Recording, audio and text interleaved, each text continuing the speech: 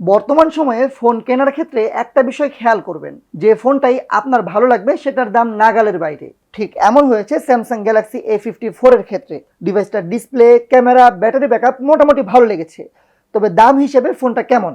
আজকের ভিডিও জুড়ে কথা বলবো স্যামসাং গ্যালাক্সি A54 নিয়ে, জানাবো ওভারঅল বাজেটে এই ফোনটি কতটা ভালো হবে। তো ভিডিওটি শুরু করার আগে অবশ্যই দেখে নিন আমাদের চ্যানেলটি সাবস্ক্রাইব করা আছে কিনা।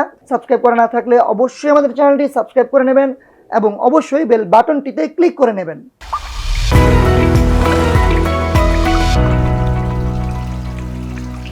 হ্যালো বন্ধুরা, সবাইকে স্বাগতম তরল প্রযুক্তির ইউটিউব চ্যানেলে। তো প্রথমেই ধন্যবাদ জানাচ্ছি কাজী ইন্টারন্যাশনালকে এই ডিভাইসটি আমাদের কাছে পাঠিয়ে দেওয়ার জন্য। এই ফোনটি আপনারা পেয়ে যাবেন 36,000 টাকার মাঝে। এই ডিভাইসটি ছাড়াও কাজী ইন্টারন্যাশনালে আরও অনেক ডিভাইস এবং গ্যাজেট আপনারা পেয়ে যাবেন সবচেয়ে কম দামে। দাম সবসময় ওঠানামা করে, তাই যে কোনো ডিভাইসের বর্তমান প্রাইস জানতে অবশ্যই যোগাযোগ করুন কাজী ইন্টারন্যাশনালের ফেসবুক পেজ, গ্রুপ কিংবা সরাসরি ফোনেও তাদের সাথে যোগাযোগ করতে পারেন।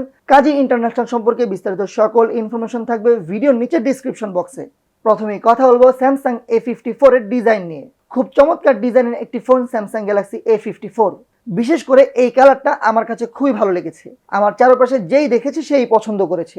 ফোনটি ওজনে 202 গ্রাম, তবে ওয়েট ডিস্ট্রিবিউশন ভালো হওয়ার কারণে তেমন একটা ভারী মনে হয়নি ব্যবহার করার সময়। আর ফোনটা কিন্তু একদম ছোট না, তবে ফোনটা হাতে নিয়ে বেশ কম্প্যাক্ট একটা ফিল পেয়েছি। ফোনটির ব্যাকপার্টটা গ্লাস ব্যাক, যেটা আসলে এই ফোনটিকে আরো প্রিমিয়াম করে তুলেছে।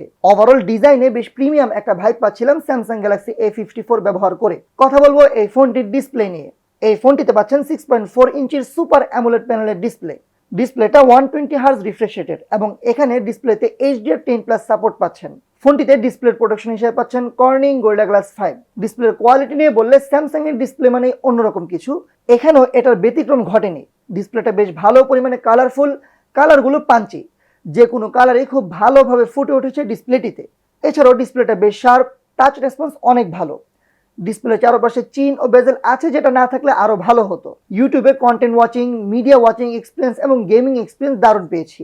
এছাড়াও ডিসপ্লেটা বেশ ব্রাইট, যে কোনো লাইটিং কন্ডিশনে এই ডিসপ্লেটি ব্যবহার করতে কোনো ধরনের সমস্যা হবে না। ওভারঅল স্যামসাং A54 আর কিছু না হোক ডিসপ্লেতে অনেক এগিয়ে থাকবে। কথা বলবো এই ফোনটির ক্যামেরা নিয়ে। ফোনটিতে পাচ্ছেন ট্রিপল ক্যামেরার সেটআপ, যেখানে মেইন ক্যামেরাটা 1.8 অ্যাপারচারের 50 মেগাপিক্সেলের সেন্সর। এছাড়াও পাচ্ছেন 2.2 অ্যাপারচারের 12 মেগাপিক্সেলের আলট্রা ওয়াইড ক্যামেরা এবং পাচ্ছেন 2.4 অ্যাপারচারের 5 মেগাপিক্সেলের ম্যাক্রো লেন্স। এছাড়াও এই ফোনটির সামনে পাচ্ছেন 2.2 অ্যাপারচারের 32 মেগাপিক্সেলের সেলফি শুটার। ক্যামেরার কোয়ালিটি নিয়ে বললে ডে লাইটে ব্রাইট ছবি পেয়েছি, যেখানে ডিটেলস বেশ ভালো।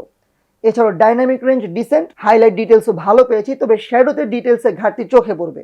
ছবিগুলো কালারফুল অ্যান্ড পাঞ্চি, একদম সোশ্যাল মিডিয়া রেডি ছবি। লো লাইটে বেশ ভালো ছবি পেয়েছি, যেখানে নয়েজ হালকা থাকলেও ছবিগুলো ব্রাইট হয়ে দেখতে খারাপ লাগছিল না। তবে নাইট মোডে কিন্তু বেটার রেজাল্ট দিয়েছে ছবিগুলো। আলট্রাওয়াইড মোডে কিছুটা ডিটেলসের ঘাটতি পাবেন, ছবিগুলো একটু সফট হয়ে যাচ্ছিল, কেমন যেন সাইডে একটু ডিস্টরশন পাচ্ছিলাম। তবে আলট্রাওয়াইডে কিন্তু ডাইনামিক রেঞ্জটা ভালো পেয়েছি। পোর্ট্রেট মোডে ডিটেলস কম, তবে এজ ডিটেকশন ভালো। কিছুটা সফট ছবি আসে, তবে ভালো আলোতে ভালো ছবি আসে। সামনের ক্যামেরায় তোলা ছবিগুলো ক্লোজ টু ন্যাচারাল। ফেসে ভালো ডিটেলস দেখা যাচ্ছিল, তবে হালকা সাদা করে দিচ্ছে। এ ধরনের ক্যামেরা কিন্তু বর্তমানে মানুষ বেশি পছন্দ করে।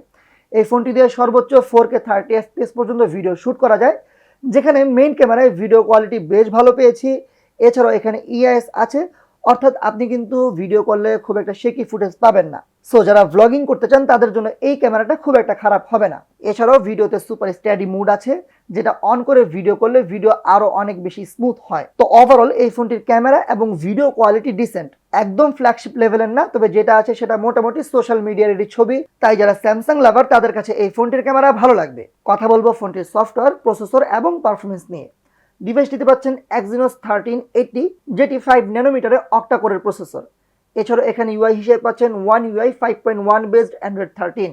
এই ফোনটি পাবেন 4, 6 এবং 8 জিবি র্যামের ভার্সনে, এবং এখানে রম হিসেবে পাচ্ছেন 128 জিবি এবং 256 জিবির ভার্সন। ইউআই পারফরমেন্স নিয়ে বললে এখানে ইউআইটা অনেক বেশি স্মুথ পেয়েছি, মোটামুটিভাবে প্রি ইনস্টল অ্যাপ নেই, খুবই ক্লিন একটা ইউআই।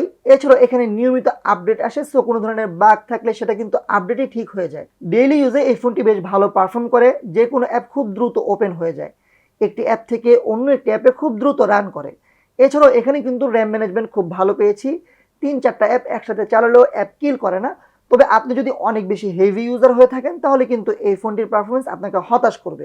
গেমিং এর ক্ষেত্রে ফোনটি দিয়ে পাবজি খেলেছি সর্বোচ্চ ব্যালেন্সড হাই সেটিংসে, পারফরমেন্সে কিছুটা ল্যাগ পেয়েছি, হালকা ফ্রেম ড্রপও করে, তবে স্মুথ ব্যালেন্স গ্রাফিক্সে খেললে মোটামুটি আরামেই খেলা যায়। ওভারঅল যাদের মেইন প্রায়োরিটি গেমিং তাদের জন্য আসলে এই ফোনটি না, তবে যারা টুকটাক গেমিং করেন তারা কিন্তু এই ফোনটি দিয়ে মোটামুটি ভালোই গেমিং করতে পারবেন। কথা বলবো ব্যাটারি ব্যাকআপ নিয়ে। এই ফোনটিতে পাচ্ছেন 5000 mAh এর বিশাল ব্যাটারি এবং এই ফোনটি 25 ওয়াট পর্যন্ত ফাস্ট চার্জ সাপোর্ট করে। ফোনটি দিয়ে 120 Hz রিফ্রেশ রেটে 6 ঘন্টার মতো স্ক্রিন অন টাইম পেয়েছি। রেগুলার ইউজে ফোনটি আরামেই একদিনের মতো চলে যাবে। তবে হেভি ইউজ অর্থাৎ আপনি সারাদিন ফেসবুক, মেসেঞ্জার, হোয়াটসঅ্যাপ এই ধরনের ব্যবহার যদি করেন তাহলে এই ফোনটি দিনে 2বার চার্জ দিলেই এনাফ। সো আপনার বাজেট যদি হয় 35,000 টাকা এবং আপনি যদি এই বাজেটে ভালো ডিসপ্লে, সুন্দর ডিজাইন এবং ভালো ব্যাটারি ব্যাকআপ এবং ডেইলি লাইফ ইউজের জন্য ভালো একটি ফোন খুঁজে থাকেন তাহলে স্যামসাং A54 আপনার জন্য। তবে এই ফোনটির gaming up to the mark না। ক্যামেরা নিয়ে বললে স্যামসাং লাভাররা এই ফোনটির ক্যামেরা পছন্দ করবেন। ওভারঅল এই ফোনটি আপনাদের কাছে কেমন লেগেছে অবশ্যই কমেন্টে জানাবেন। ভিডিওটি ভালো লেগে থাকলে চ্যানেলটি অবশ্যই সাবস্ক্রাইব করবেন এবং পাশেই থাকবেন। আসসালামু আলাইকুম ওয়া রাহমাতুল্লাহি ওয়া বারাকাতুহু।